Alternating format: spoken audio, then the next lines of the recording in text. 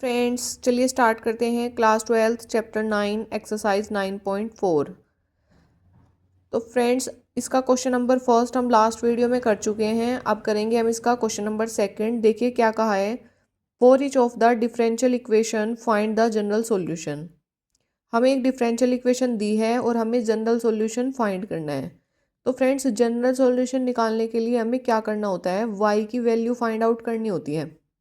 यहाँ पे हमें वैल्यू दी गई है d y by d x की और हम वैल्यू निकालेंगे y की। तो देखिए फ्रेंड्स कैसे करते हैं,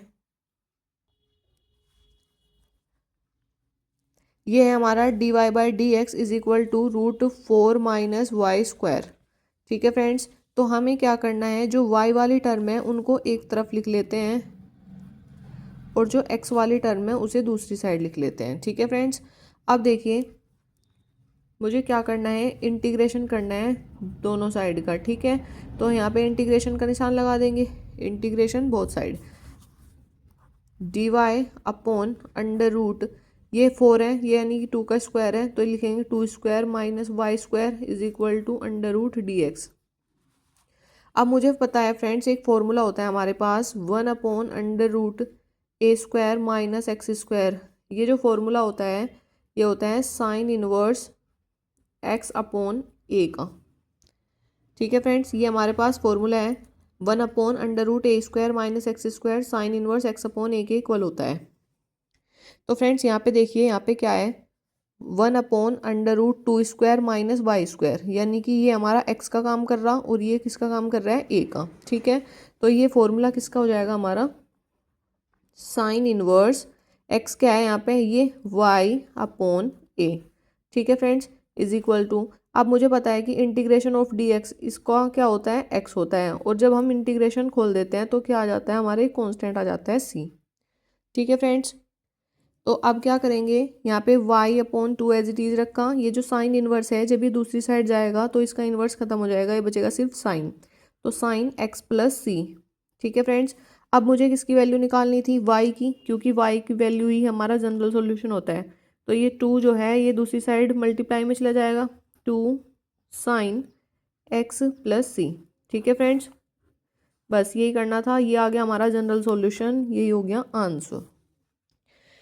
तो देखिए फ्रेंड्स कितना आसान था इसको करना, कुछ नहीं करना था इसमें, सिर्फ एक फॉर्मूला याद रखना था, ये जो कि मैंने यहाँ पे यूज़ किया। ये फॉर्मूला होता है 1 upon root A square minus X square is equal to sine inverse X upon ए।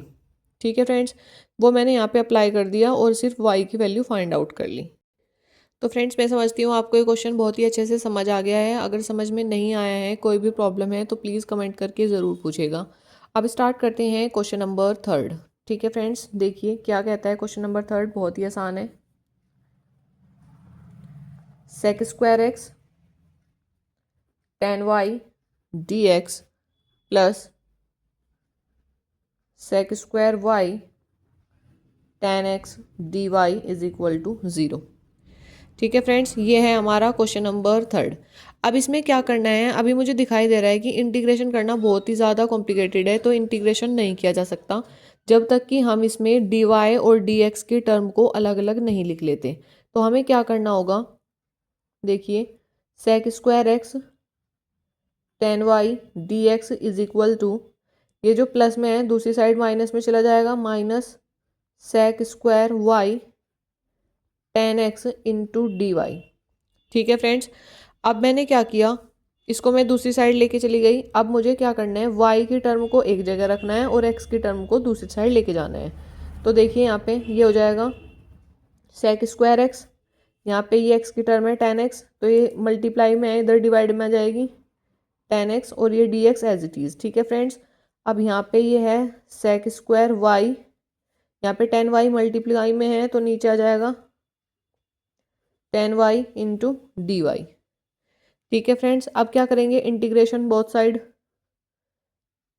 अब मुझे पता है कि जो टेन एक्स है, टेन एक्स का इंटीग्रेशन क्या होता है, सॉरी टेन एक्स का डिफ्रेंशिएशन क्या होता है, सेक स्क्वायर एक्स, जो कि मुझे ऊपर देखने को मिल गया, टेन एक्स का डिफ्रेंशिएशन सेक स्क्वायर एक्स होता है।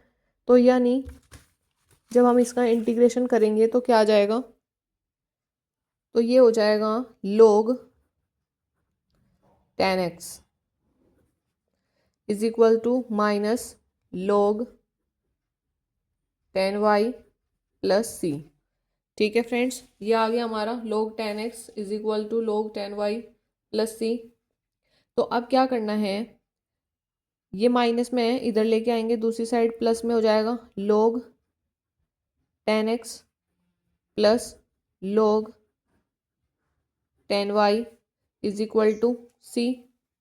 ठीक है फ्रेंड्स, अब मुझे पता है log की एक प्रॉपर्टी होती है, अगर उसके बीच में सम आ रहा होता है तो ये दोनों लोग हट जाते हैं, तो क्या आ जाता है, इसकी जगह प्रोडक्ट आ जाती है। ठीक है फ्रेंड्स, तो यहाँ पे आ जाएगा log 10x dot 10y, log में प्लस प्रोडक्ट में चेंज हो जाता है इज इक्वल टू सी। ठीक है फ्रेंड्स, अब ये जो log है जब ये दूसरी साइड जाएगा तो ये जो c है ये इसका e की पावर में चला जाता है, 10x dot 10y is equal to E की पावर c। ठीक है फ्रेंड्स, या तो हम इसे आंसर में यहीं पे छोड़ सकते हैं, या फिर क्या कर सकते हैं, हम ई की पावर c के स्थान पर एक अलग कॉन्स्टेंट और ले लेते हैं, 10x into 10y is equal to capital C। ठीक है फ्रेंड्स, और यही क्या हो गया, हमारा जनरल सॉल्यूशन हो गया। तो फ्रेंड्स समझ में आया आपको? ठीक है फ्रेंड्स, ऐसे करना था। अब हम नेक्स्ट क्वेश्चन करते हैं, क्वेश्चन नंबर 5। तो क्वेश्चन नंबर 5 क्या है हमारा, ई की पावर x प्लस ई की power minus x D Y minus ई की पावर x माइनस ई की power minus x into D x is equal to 0। तो ये हमारा क्वेश्चन नंबर 5 है। तो देखिए अब इसको कैसे करते हैं, ई की पावर x प्लस ई की power minus x D y is equal to, ये माइनस वाली टर्म है, दूसरी साइड जाके क्या हो जाएगी, प्लस की टर्म हो जाएगी। ठीक है फ्रेंड्स, अब मुझे क्या करना है, सिर्फ y वाली टर्म को एक साथ रखना है, बाकी x वाली सारी टर्म को एक साथ लेके जाना है। तो y वाली टर्म मेरे पास ये है सिर्फ अकेली, तो यानी कि मैं इसको इधर रखूँगी और बाकी जो दूसरी टर्म है ये दूसरी साइड लेके चल जाऊँगी। तो ई की पावर x प्लस ई की पावर माइनस एक्स और इंटू डी एक्स। ठीक है फ्रेंड्स, अब क्या करेंगे, इंटीग्रेशन करेंगे बोथ साइड। तो इंटीग्रेशन का निशान लगा दिया मैंने। अब देखिए, अब इसका इंटीग्रेशन क्या होता है, डी वाई का इंटीग्रेशन होता है वाई इज इक्वल टू, और इसका इंटीग्रेशन क्या होगा, देखना फ्रेंड्स ध्यान से देखना, ई की पावर एक्स प्लस ई की पावर माइनस एक्स, जो नीचे वाली टर्म होती है, अगर उस टर्म का डिफ्रेंशिएशन ऊपर है, ठीक है फ्रेंड्स, नीचे वाली टर्म का डिफ्रेंशिएशन अगर ऊपर आ जाए या ऊपर आपको दिखाई देता है तो डायरेक्ट इंटीग्रेशन इसका हो जाता है log नीचे वाली टर्म ई की पावर एक्स प्लस ई की पावर माइनस एक्स, और इंटीग्रेशन किया है चूंकि मैंने, तो एक कांस्टेंट भी आ जाएगा हमारा c। ठीक है फ्रेंड्स, ऐसा ही मैंने लास्ट क्वेश्चन में किया था। यहाँ पे नीचे 10x था, ऊपर sec स्क्वायर x था, अगर नीचे वाली टर्म का डिफ्रेंशिएशन ऊपर मिल जाता है तो उसका डायरेक्ट इंटीग्रेशन होता है log और नीचे वाली टर्म। ठीक है फ्रेंड्स, तो कंफ्यूज मत होइएगा, या फिर आप ऐसे लेट भी कर सकते हो, जैसे मैं यहाँ पे आपको बता देती हूँ। यहाँ पे मुझे दिया था ई की पावर x प्लस ई की पावर माइनस एक्स, अगर मैं इसको लेट कर लेती हूँ t, ठीक है फ्रेंड्स, और मैं इसका डिफ्रेंशिएशन करती हूँ, तो ई की पावर x का क्या होगा, ई की पावर x, ई की पावर माइनस एक्स का क्या हो गया, माइनस ई की power minus x into D x is equal to d t. ठीक है, तो इसकी जगह क्या आ जाएगा, इसकी जगह ऊपर वाली टर्म की जगह सारा क्या आ जाएगा, डी टी आ जाएगा, और नीचे क्या आ जाएगा, टी। तो डी टी अपॉन टी यानी कि log टी, और टी की वैल्यू रखेंगे तब यही आ जाएगा log ई की पावर एक्स प्लस ई की पावर माइनस एक्स, वही आया मेरा यहाँ पे भी। ठीक है फ्रेंड्स, अगर आप ये याद रखते हैं तो आपको ये सारा का सारा तामझाम करने की कोई ज़रूरत नहीं है। ठीक है, बस हमें ये देखना है कि नीचे जो भी टर्म दी गई है अगर इसका डिफ्रेंशिएशन ऊपर है तो सीधा ऐसे लिख देंगे हम log नीचे वाली टर्म। ठीक है फ्रेंड्स, ठीक है फ्रेंड्स, तो यहीं पे क्या आ गया, हमारा आंसर आ गया, जनरल सॉल्यूशन आ गया। अगर कोई प्रॉब्लम है तो मुझसे पूछ लीजिएगा कमेंट करके, वरना मेरे चैनल को सब्सक्राइब करिए। Thank you friends.